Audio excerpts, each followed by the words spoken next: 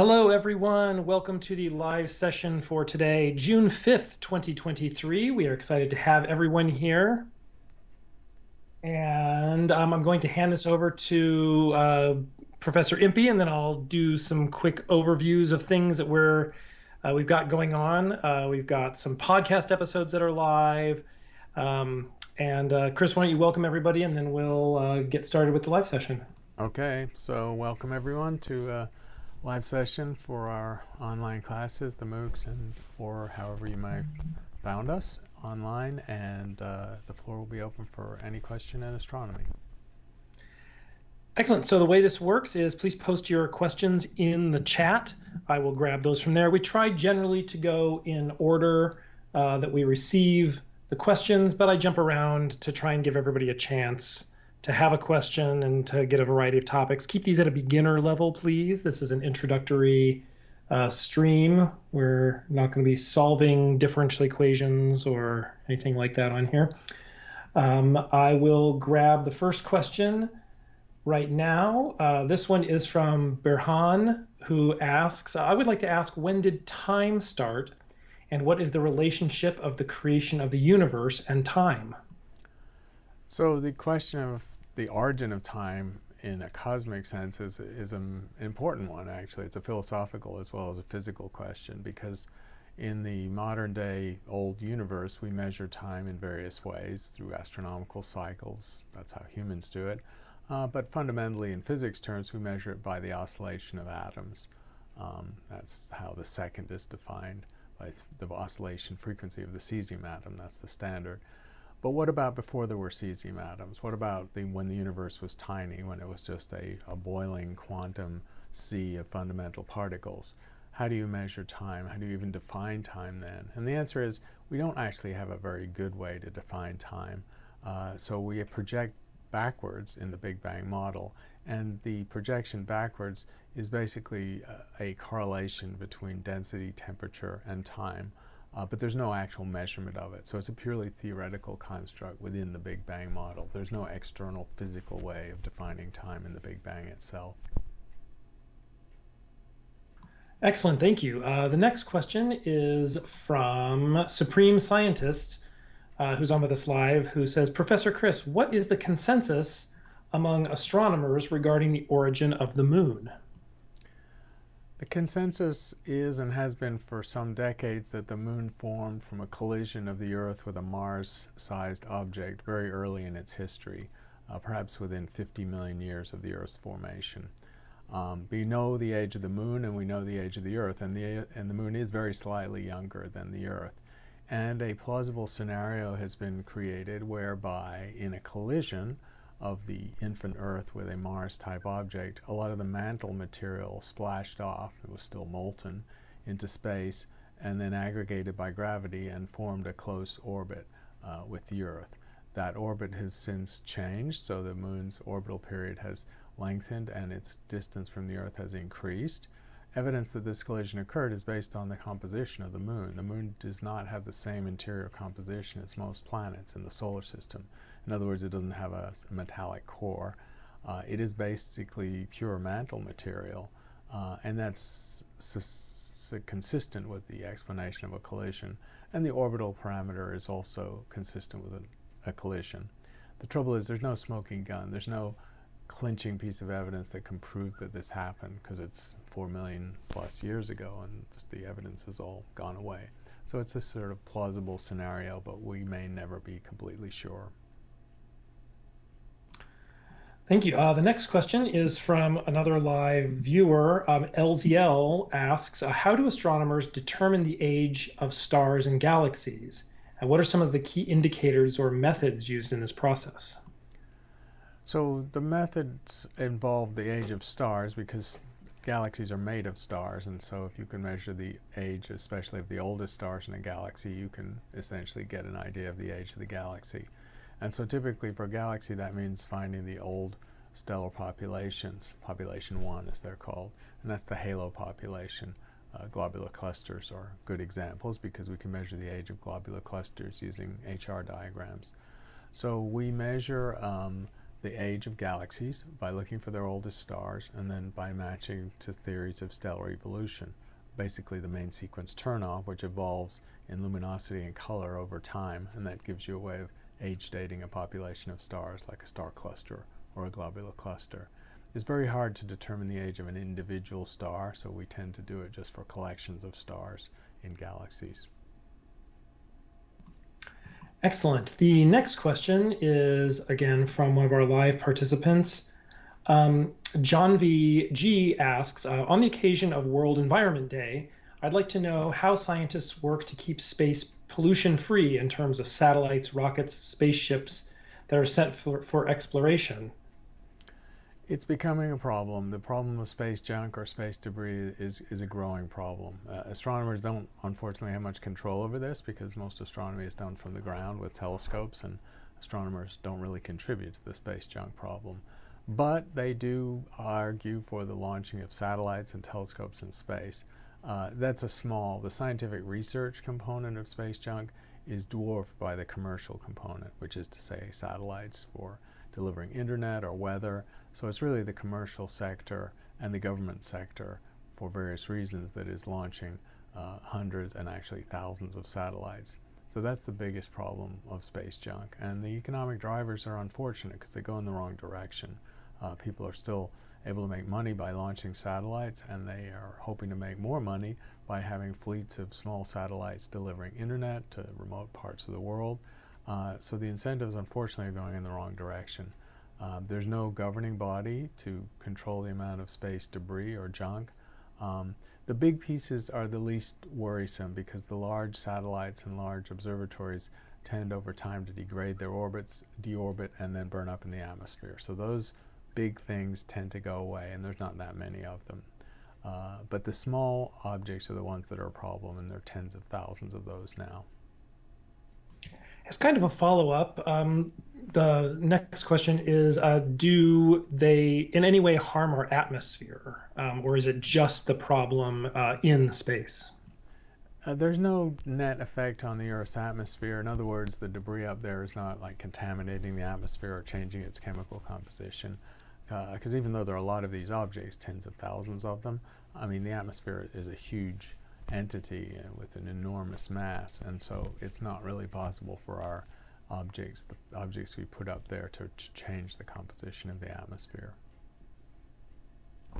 The next question is from Dimitri, who asks, are there any is there any updates or news or improvements in positioning the exact location of two black holes merging using gravitational waves?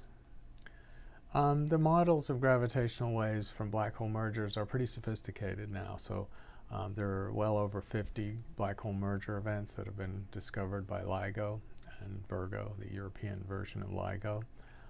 And the models of black hole mergers are very particular. These waveforms are quite particular, and so you can fit the waveforms by the mass of the merger objects. And so these are very refined models at this point, and they fit the theory of general relativity very well. As a follow-up to that question, is there such thing as an intermediate black hole merger, or something in between, like a full collapse or collision or something like that? There are intermediate mass black holes. So stellar mass black holes start at about 3 times the mass of the sun. They go up to 10, 20, maybe 30 times the mass of the sun. And we've seen mergers involving all of those. We've seen mergers ranging up to 35, I think, times the mass of the sun. That's as massive as we think a stellar collapsed black hole can get. Beyond that, there are intermediate mass black holes, and those are black holes 10,000 to 100,000 times the mass of the sun. They tend to be found at the center of globular clusters, and they're singular objects, so they don't tend to be involved in mergers. And LIGO's not seen any of these more massive black hole mergers. The next question is from Cosmegi, who asks, what is nuclear astrophysics, and how does someone build a career in it? Nuclear astrophysics is a field of astronomy or astrophysics that's been around for 60 or 70 years, actually. It started after the Second World War, when the ability of theory and computers to calculate the conditions in the center of stars matured. And so nuclear astrophysics began as the explanation of how the stars have created heavy elements in their cores by nuclear fusion. But then it continues and extends to supernova explosions where heavy elements are created in a violent event, an explosive nucleosynthesis, so that's a form of nuclear astrophysics too. It's also based on lab work, working the cross sections of what atomic nuclei are and their reaction rates. So it's a pretty fully fledged subject involving theory and lab experiments and of course observations. The next question is from one of our live participants. Mark Essex asks, how do we know the weight of the sun? Well, we know the mass of the sun because of the orbit of the planets in the solar system. The orbits of the planets represent test particles, if you like, because the mass of the planets are much less than the mass of the sun. Even Jupiter is 1,000 times less massive than the sun. And so you essentially can use Kepler's laws and the orbital parameters to measure the mass of the sun. And that's how we know that number. Ahmed would like to know, can tardigrades live in space? There are some experiments and there's some evidence that tardigrades can survive the vacuum of space. These are sort of incidental experiments. There was one deliberate one, but there were several incidental experiments where tardigrades were found to have clung to the leg of a spacecraft that was launched into deep space and somehow survived. So there is evidence, modest evidence, that tardigrades can survive hours and perhaps days in the vacuum and extreme ultraviolet radiation of space, which is kind of extraordinary. They go into a state of cryptobiosis, which is curling up into what's called a ton, a small compact shell, and that protective shell is probably what allows them to exist in space, at least for a short time. The next question is from Kendra, who would like to know, can you describe why it is that we have tides? Tides on the Earth are caused by the moon. So the moon operates by gravity, of course. The moon is held by the Earth in its gravity, but gravity works both directions. The gravitational force of the moon on the Earth is the same as the Earth on the moon. And also it's a differential force because the moon will pull more strongly on the near side of the Earth than the far side of the Earth. And that stretching force is what causes the tides. So essentially the water in the oceans is drawn towards the moon more strongly on the near side of the Earth than the far side of the Earth. And then because the Earth orbits, you have these two bulges that will then orbit and you have two tides a day. So it's the moon that causes the tides. The actual details of tide tables are heavily affected by the shape of the coastline, so it becomes quite a complex thing to predict tides in detail at any geographical location. But the overall scenario is simple because it's caused by the moon. Excellent. The next question is from Hernan Reyes, who asks, the James Webb telescope has now documented what it describes as a plume of water, but which appears to qualify more as an enormous blast of water ejected from the southern pole of Enceladus. The first question is, these kinds of plumes have been documented by the Cassini mission before, but is this blast that has been seen particularly large, or is it just because James Webb is more sensitive, has more sensitive cameras, or is it because this is a much larger blast? It's both. This is a larger blast. It extends further in the images from James Webb than the plumes that were seen by Cassini do. So it is a larger event, but it's also potentially because of the James Webb being more sensitive to fine concentrations of these ice particles. So it's a water plume, but of course as soon as the water leaves Enceladus, it freezes and forms tiny ice crystals and particles, and that's what's being shot into space. James Webb is working in the infrared, and the infrared regime is very sensitive to the sort of the water, the OH and the H ions in water, and so that great sensitivity to those components of a water molecule is what, and plus the very large size of the James Webb Space Telescope, 6.5 meters, is what gives it this greater sensitivity.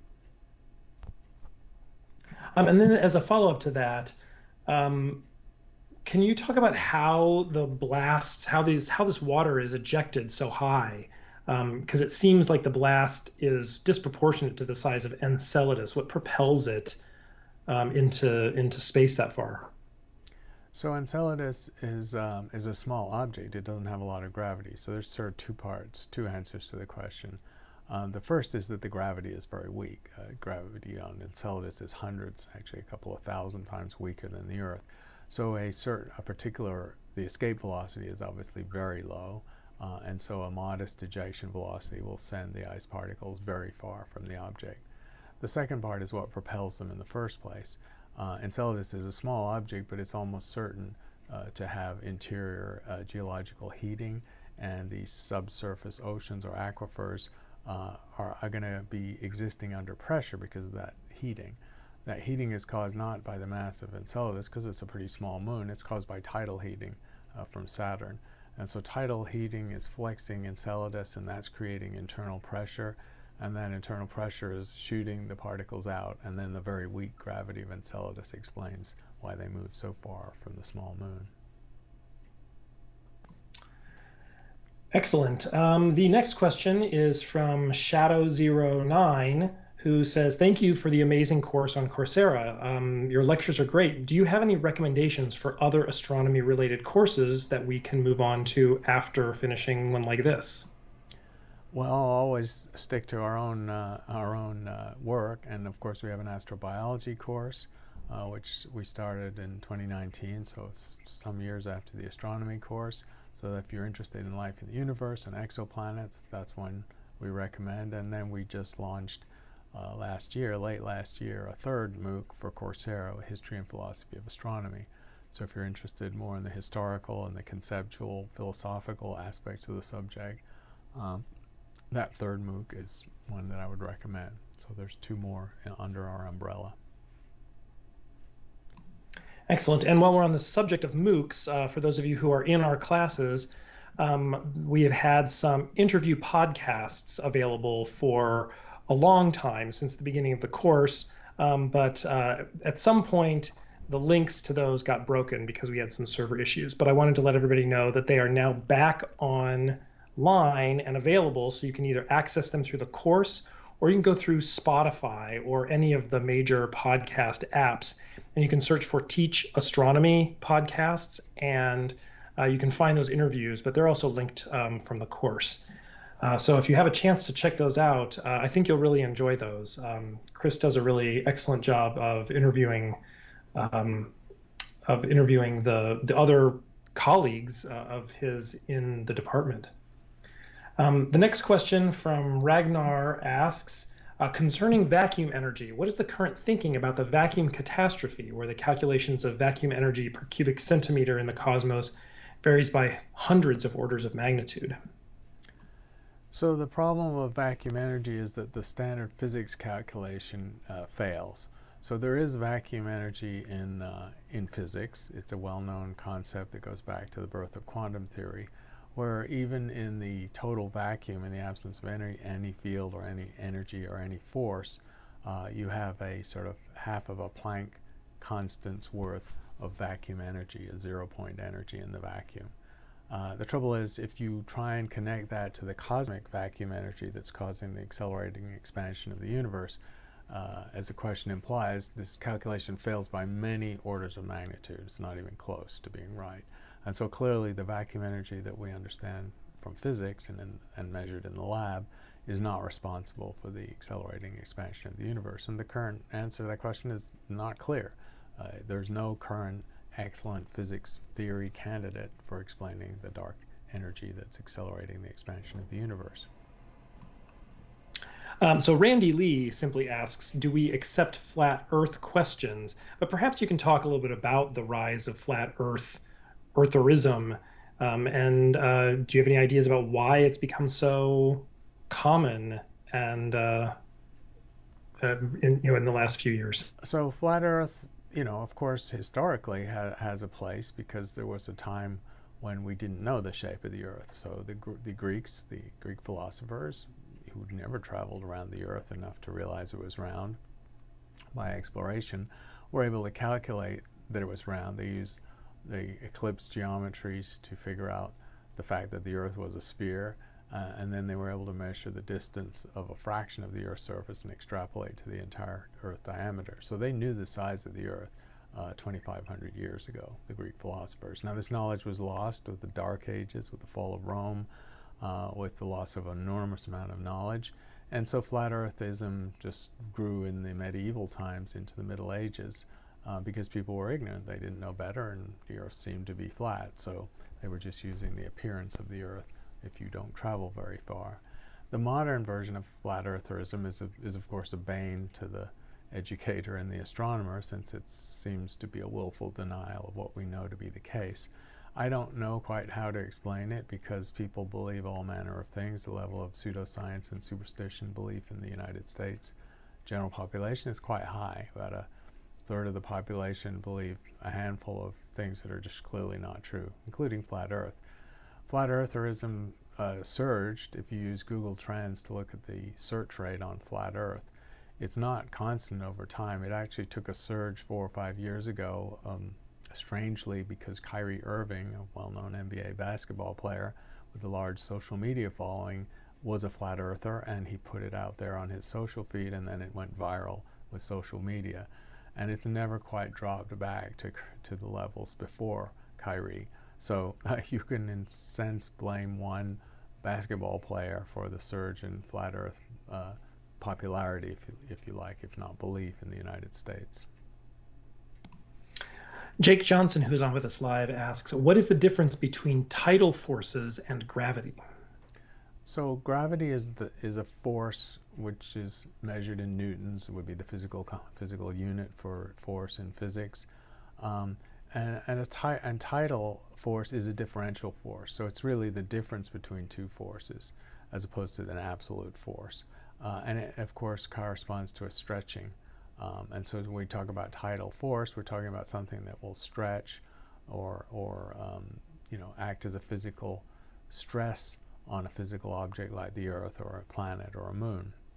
So it's a little different than the internal gravity of an object, which is just proportional to its mass. The next question is from an email from Ravi, who asks, I read that the Vera Rubin Observatory, which is under construction now, has a 10-year mission. This seems rather short for such a tremendous capability, and one that isn't in space where repairs and upgrades are difficult. Do you have any insights into this announced lifespan? Yes, these things happen, and some space facilities have had modest lifespans. The James Webb has a nominal 10-year lifespan as well. I agree, for a ground-based observatory, you'd think it could go a lot longer than 10 years, and most major big telescopes have gone longer than 10 years. The reason is associated with simple funding and economics. People have to, the operating costs of a large telescope are quite substantial, 10, 15, $20 million a year, plus you have to build instruments.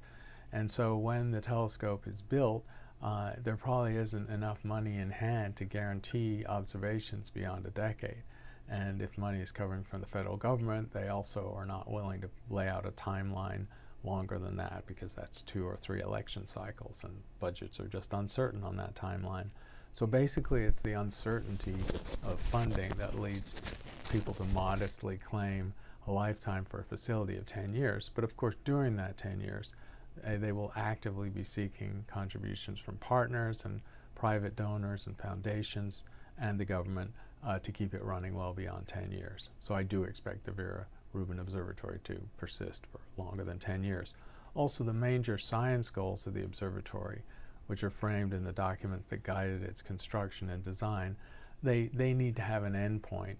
You can't have an open-ended scientific program for a major telescope. So you set goals, scientific goals for a telescope, and then you have a timeline to achieve those goals, and that's typically 5 or 10 years.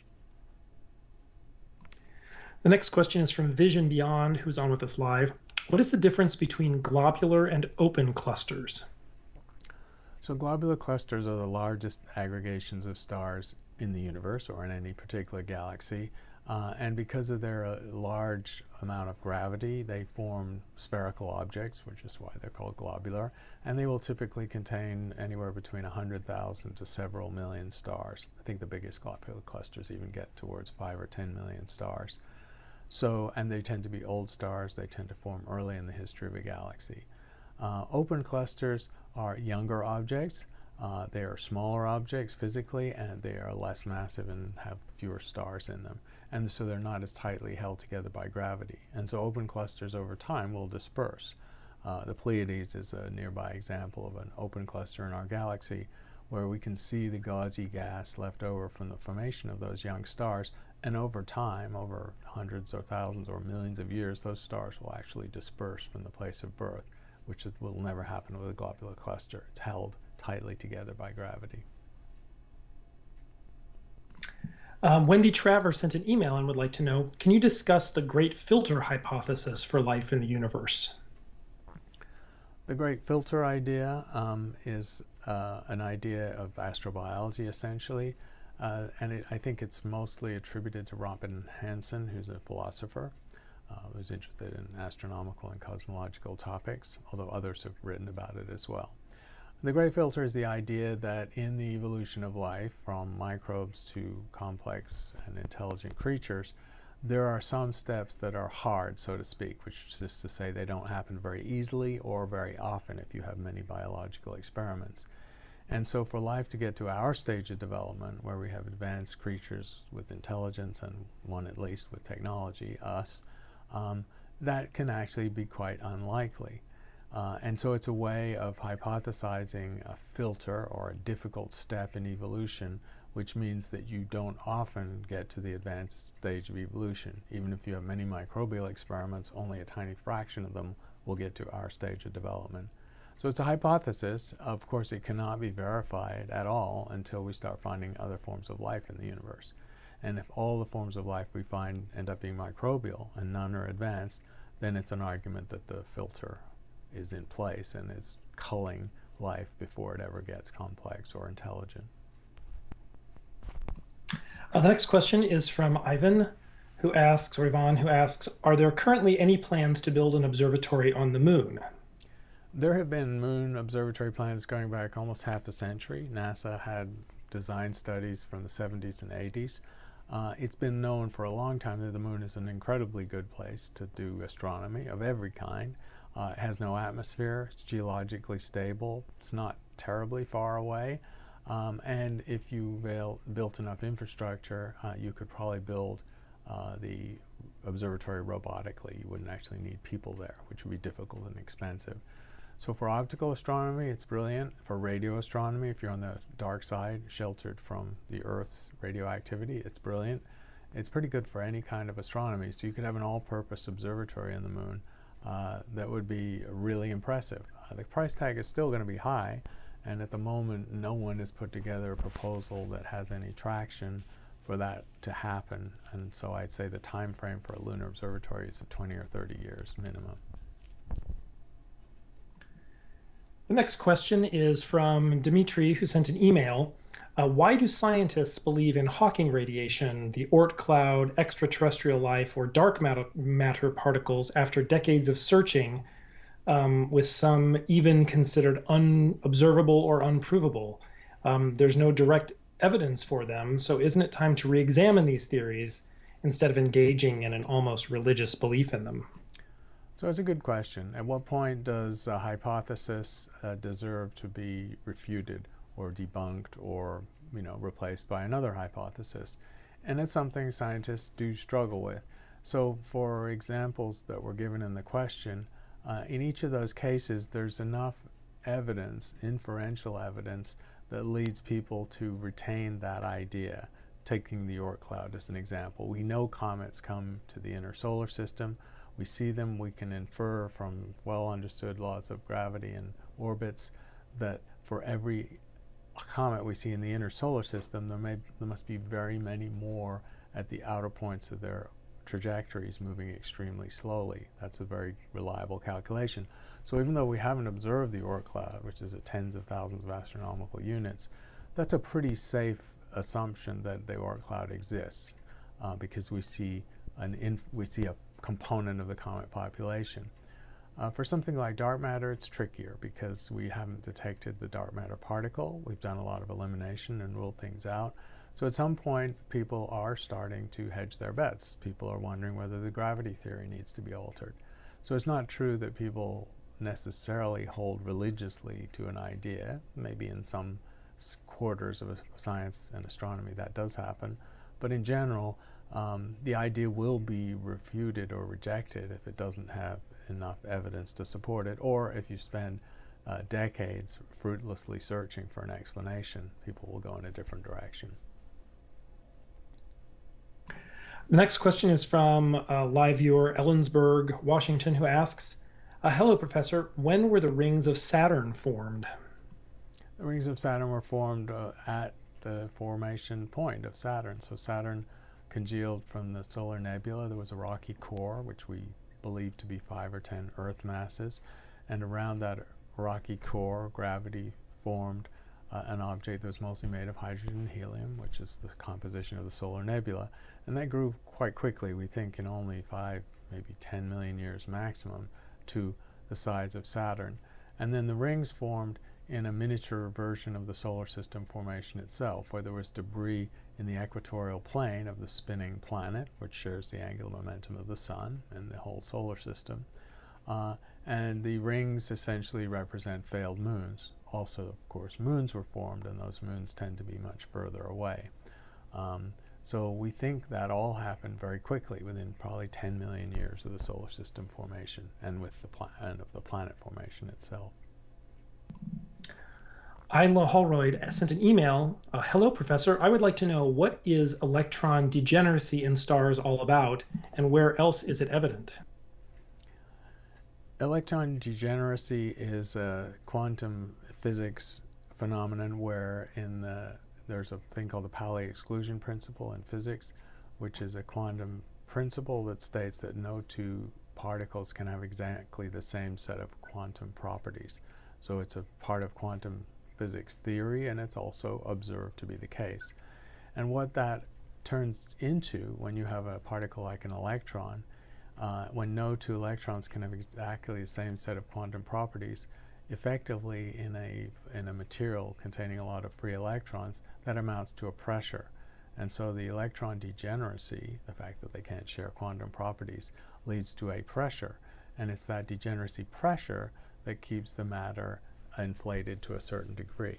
And so this is the state of a white dwarf, the leftover object after the sun will die. What stops the white dwarf from collapsing yet further to an even denser state of matter is this degeneracy pressure of the electrons. The next question is from Pramod, who asks, 3 parameters in the Drake equation are based on data and 4 are speculative. How could the speculative parameters be made more reliable, or essentially less speculative? Yes, the Drake equation, the product of those factors is indeterminate because 4 of the factors are unknown, and anybody's guess is as good as anyone else's. How we can improve the 4 factors really depends on finding life beyond Earth, and until that happens, we'll just be guessing. So the first of those undetermined factors in the order of the Drake equation is the fraction of planets where you have all the ingredients for life, in other words, they're habitable, that actually get inhabited by biology. And so we know of many habitable planets now, 10 or so billion in the Milky Way, and as we start to inspect them and decide whether they're dead or alive, then we'll be able to put a number on that fraction. So that's probably the next of these fractions in the Drake equation that we'll put a number on. If we were able to detect intelligent life on some of those planets, then we could nail down the next factor. The problem, of course, is we're unlikely to be able to see intelligent life if it doesn't have technology, because really the search for extraterrestrial intelligence, or SETI, is actually the search for extraterrestrial technology. So figuring out that next Drake equation factor is going to be really difficult. The next question is from Tani, who would like to know, can there be any hollow planets? Generally, no.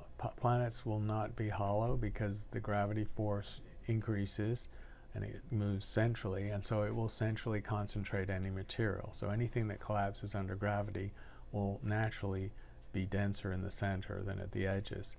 The only thing that might lead you to something hollow would be a very large degree of angular momentum or spin. where the centrifugal force possibly could stop the center from being denser than the edges. So that's possible in principle, in theory. But in practice, we know of no formation process whereby any planet will actually be hollow.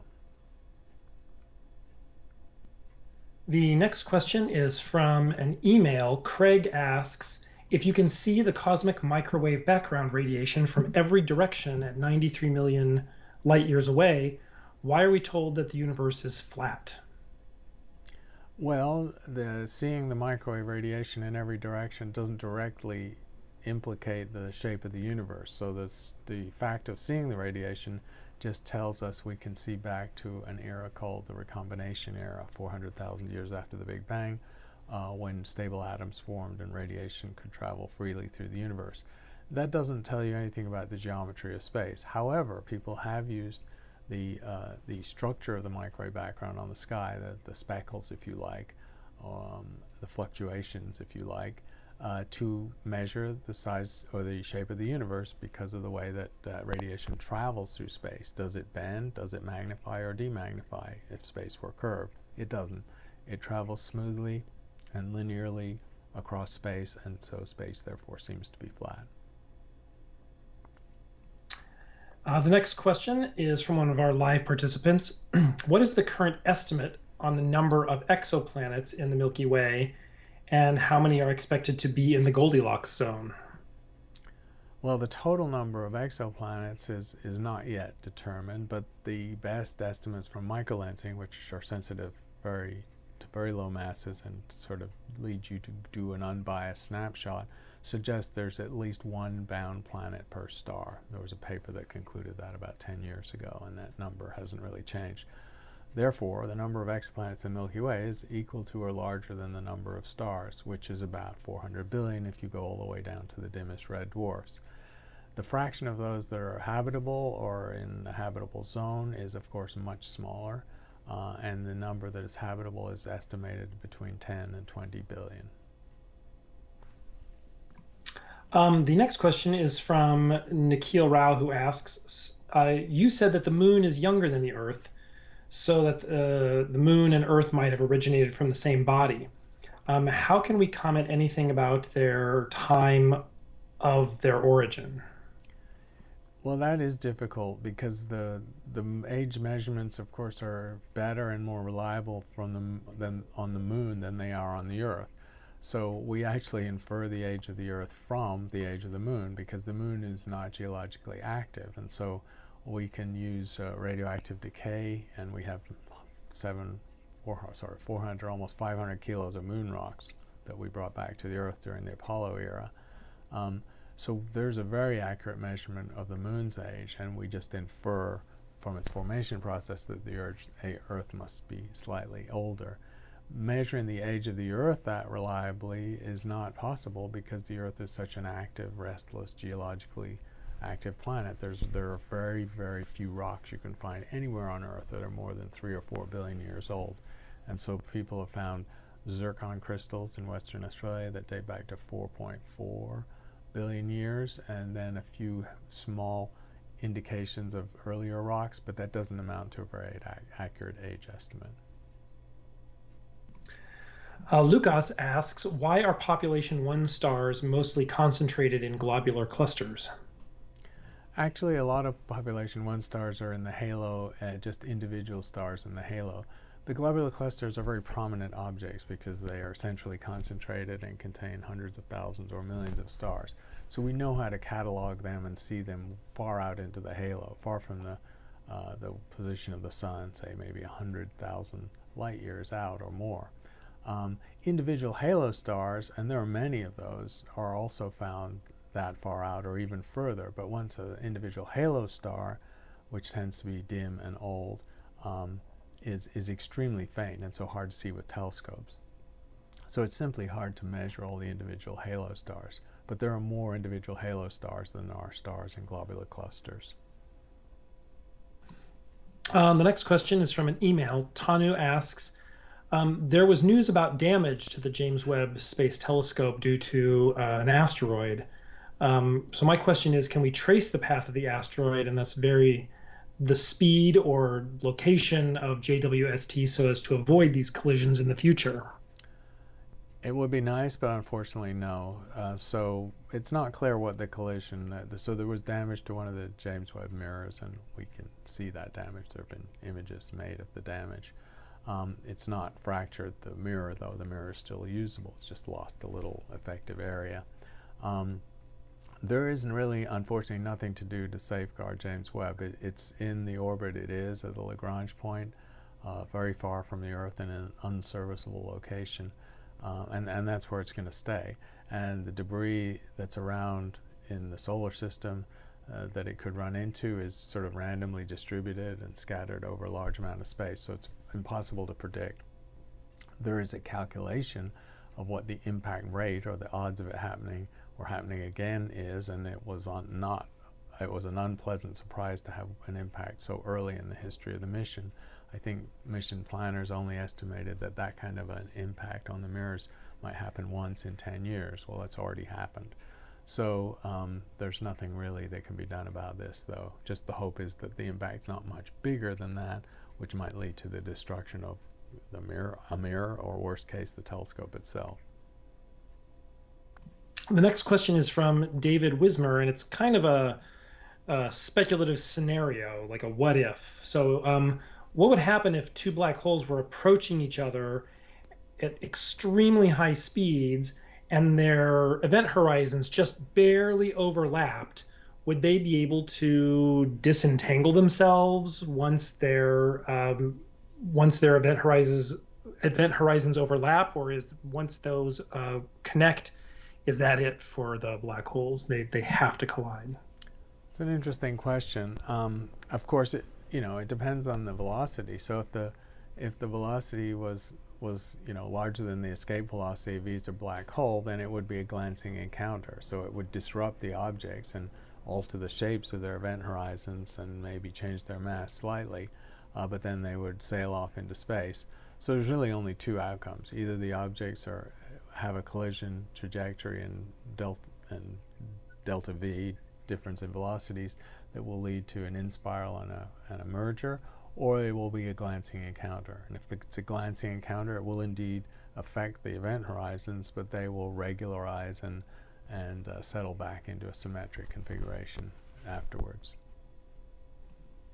The next question is from one of our participants who sent an email. How much credence do you put in humans ever achieving higher levels on the Kardashev scale, like type 2 or higher civilizations, as well as humans evolving into cyborgs? Well, for Kardashev civilizations, which was a scale, Nikolai Kardashev was a Russian visionary astrophysicist from early in the 20th century, and he put it in the Kardashev scale with and we are, I guess, in a Kardashev scale sense, we're not a level 0, we're probably a level half. A level 1 civilization would control the energy from their star. Level 2, their entire galaxy. Level 3, the universe. And level 4, which is hypothetical beyond what Kardashev said, would be controlling the multiverse.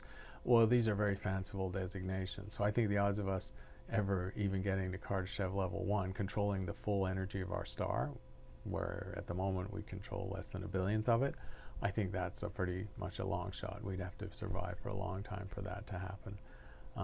So these are very fanciful designations, and we have no idea if any civilizations managed to achieve these.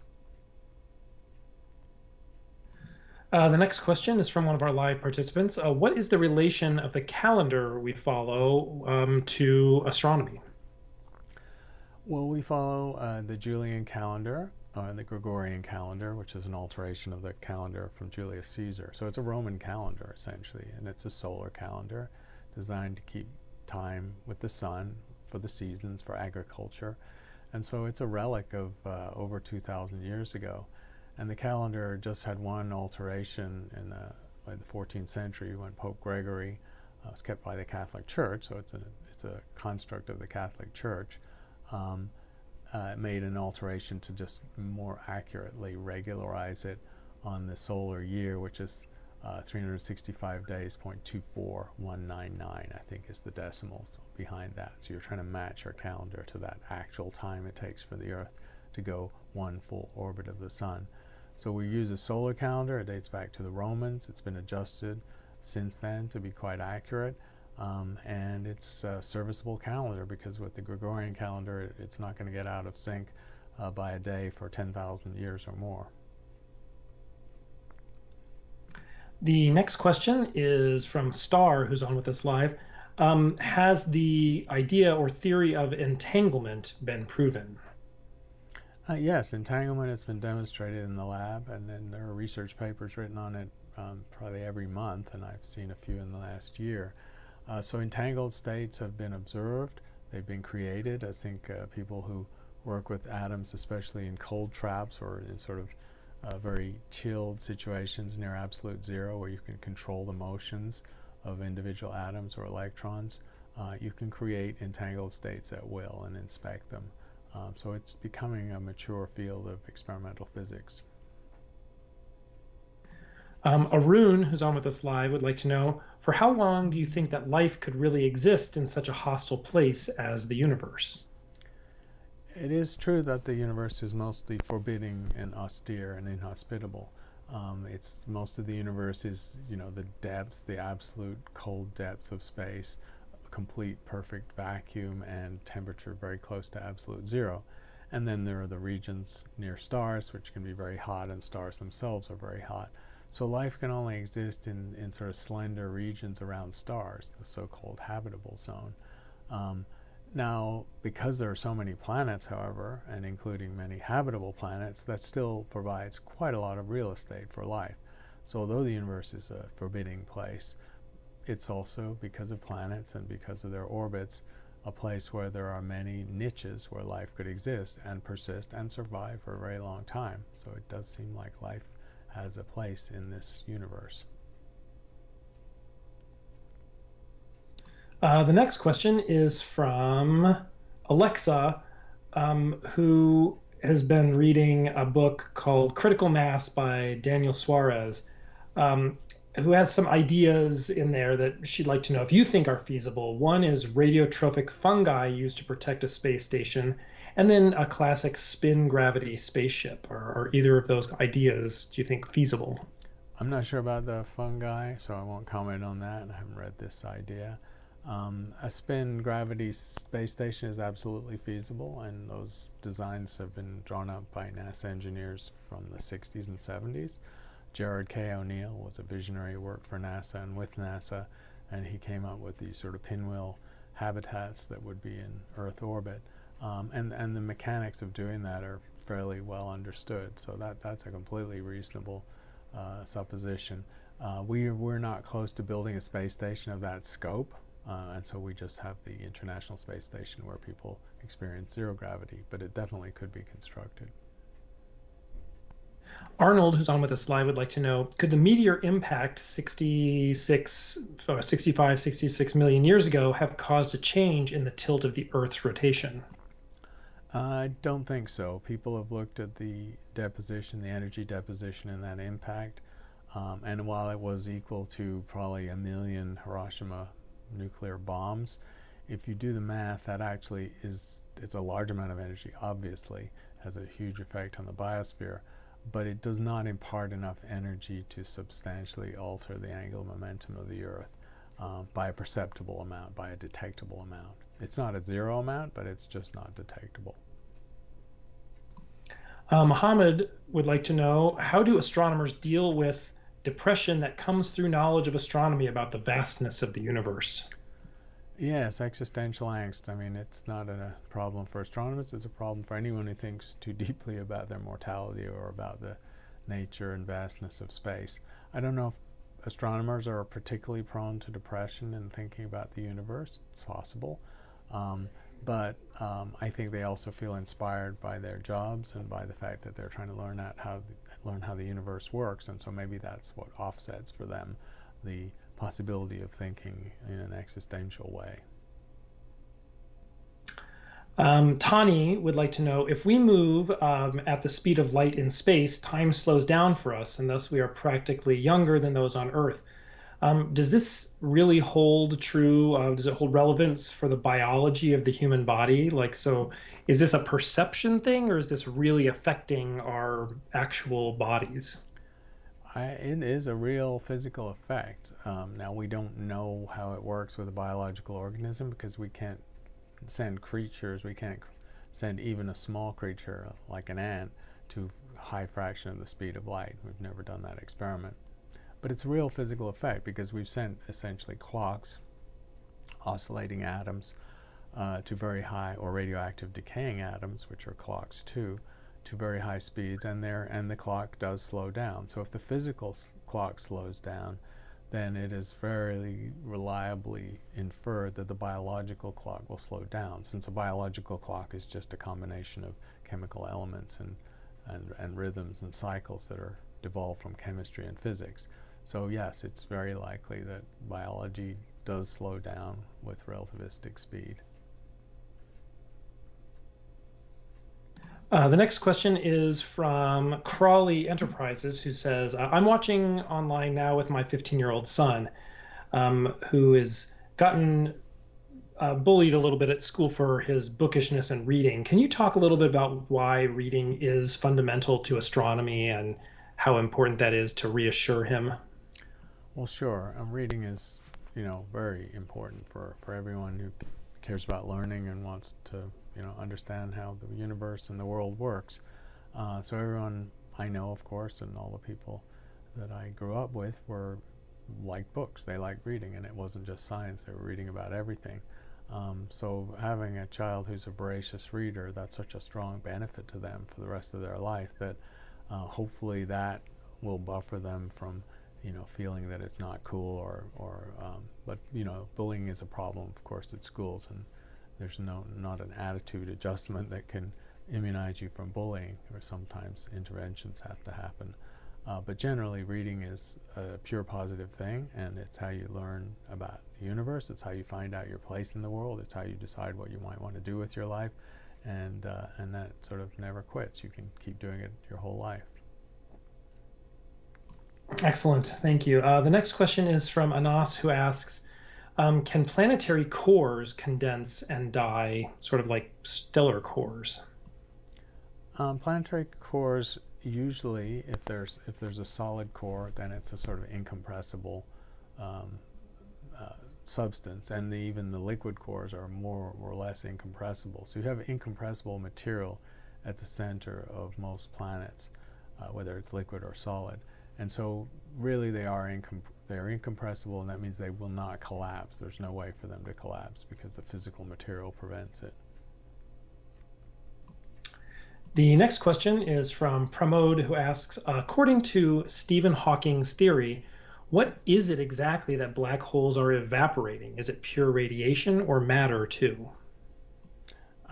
It is both, because the evaporation of Hawking radiation involves a temperature, which means that there's radiation coming off. So the temperature of a black hole that's the mass of the sun is about 3 billionths of a Kelvin. That's extremely low temperature, so it's extremely feeble and long wavelength radiation, but that's what the theory says. And then because of the creation of Hawking pairs, there's a net loss of particles from the edge of a black hole, and that means the black hole is literally evaporating, and so the mass is going down very slowly, and the event horizon is shrinking very slowly, and at the end is the disappearance of the black hole. The next question is a follow-up on Enceladus from Hernan. So a blast from these undersurface oceans must churn up the salty oceans and its components. It seems like this would provide an excellent substrate for the emergence of Life 2.0. Are there any plans to send robot missions to Enceladus to look for this kind of effect? Yeah, there's a mission concept for an Enceladus orbiter. Jonathan Lunine is a planetary scientist at Cornell University, a theorist, and he's sort of spearheaded the push to get NASA to seriously consider this mission. So this Enceladus mission would have an orbiter, of course. It would fly through as Cassini did, fly through the geysers and the jets with more sophisticated instrumentation than Cassini had. But it would also include a lander. And at that point, you really learn a lot about Enceladus and possibly whether it had life 2.0. The next question is from Vision Beyond, who asks, is it true that the Earth has a 3% ovoid shape? Yes, I'm not sure the exact percentage, but the Earth is not a perfect sphere, of course, because it has rotational energy, centrifugal force, and it's not a perfectly solid object because it has liquid magma under the surface. And those stresses caused by the rotation and the fact that it's got magma under the surface and stresses on the crust mean that it deviates substantially from a sphere. It also has local variations from sphericity caused by the different depths of the oceans and the continental plates and the thickness of the crust, which varies around the surface. The next question is from Rami, who asks, is the singularity of a black hole and the singularity that expanded into the Big Bang the same type of object? Only in a limited sense that a singularity is a cusp or an infinite spike in mass density. So that's what's predicted to be at the center of a black hole, or a place where the mass density becomes infinite, which is not physically sensible. And the Big Bang itself is a place where the universe had zero size, but it obviously had a lot of mass, and so that's infinite mass density too. That's just extrapolating backwards. That's what you end up with. And that's not physical. So the physical theories do not properly explain the center of a black hole or the instant of the Big Bang. Can you talk a little bit about entropy in sort of complex systems? Wendy Traver would like to know if you can please help me understand how entropy has increased from the earliest stages of Earth's evolution until today, from when the continents were forming until their relatively solidified state today. Does something like plate tectonics increase entropy? So the Earth as a closed system, as any closed system will, according to thermodynamics, will have entropy increasing. But in the case of the Earth, it's a pretty subtle and hard to measure effect, because the Earth is a sort of fixed system. It's a planet that has internal processes, and they operate very slowly over geological time. So it's not obvious that the entropy of the Earth is actually increasing, because so much of the material is in solid form, and it's not rearranging. And it's usually only when you have a rearrangement of a physical object or a change of state that you actually can see entropy change substantially. So in principle, yes, the entropy of the Earth is increasing over time, but it's a very small and actually a very subtle effect. The next question is from an email that asks, this is from Mayank, who asks, could we plant stations on other planets? It says inner planets here, but you can generally say on other planets for the purposes of deep space exploration. Could that be an effective way to deal with the problem of the fuel to carry us around the solar system?